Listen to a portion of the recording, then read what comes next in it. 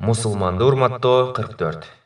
Ибн Умар радиаллаху анхудан риваят. Пайғамбар саллаллаху алейхи вассалам айтады: өзінің қаражатына, ақчасына құлдарды сатып алып, аларға еркіндік берген кишиге мен таң қалам. Эмнеге өзінің сонун кулкун өзі менен, өрнөктүү жүрүм туруму менен, жакшы мамиле жасап, эркин жүргөн адамдарды сатып албайт.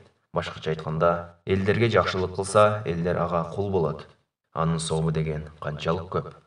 Ибн Умар радиаллаху анхудан риваят. Пайғамбар саллаллаху алейхи вассалам айтады: өзінің қаражатына, ақчасына құлдарды сатып алып, аларға еркіндік берген кишиге мен таң қалам.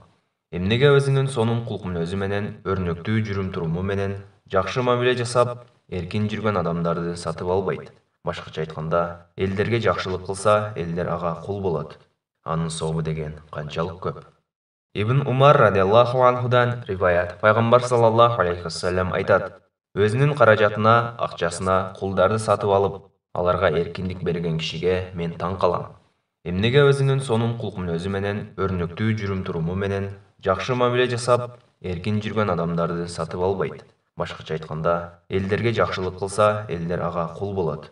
Анын сообу деген канчалык көп. Абул Ғанаим.